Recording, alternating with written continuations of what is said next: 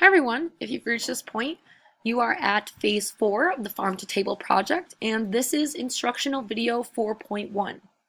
Again, because in this phase we're really kind of doing that final reflection and we're completing a community cookbook.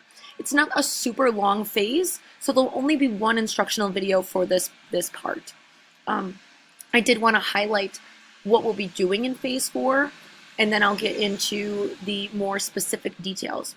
So again, phase 4 is all about the final reflection and students creating a cookbook to really kind of share out with the community. So it is expected that once you reach phase 4, plants are ready to be harvested, or whatever you have grown is expected to be harvested and given to, obviously, people of your choice. And in this case, I intended for the food to be given to the cafeteria to further then incorporate into breakfast and lunches here at the school. So again, it's this project overall is pretty customizable, and phase 4 really can kind of sum up that customization there. So it really is up to you as the educator or the implementer on what you really want to do. But again, phase 4 is really just kind of wrapping it up. So once that food is given to the cafeteria staff for usage, or whoever it is to use, students will complete, like they do at every phase, and as often as you'd like, a final reflection on Flipgrid. Now, I've mentioned in previous instructional videos how to access Flipgrid, and you will also be able to find a Flipgrid link at the bottom of this phase 4 page underneath the materials section. So again, making a grid and making a Flipgrid account and sharing a link with your students or an assignment with your students is fairly easy. You can look at prior instructional videos for that how-to.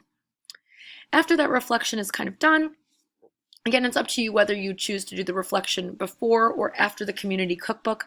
I would recommend doing the reflection at the end, so after the community cookbook. But the community cookbook is really just a Google Slides, a shared Google Slides between your students. And this is what I intend it to look like, and this is what I have shared on the Farm to Table website.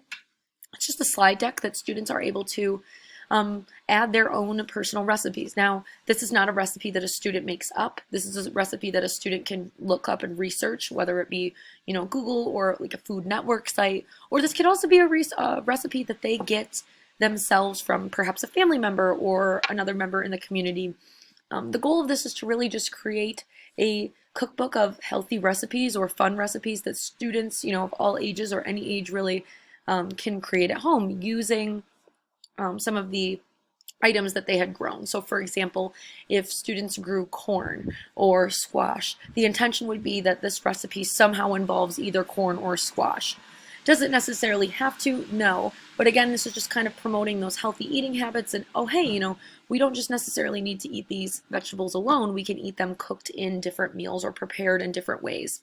So this is really just a way for students of all ages to really share different recipes, and that way, the hope is that we can share this with not only the other student participants, but faculty and staff members, as well as the community.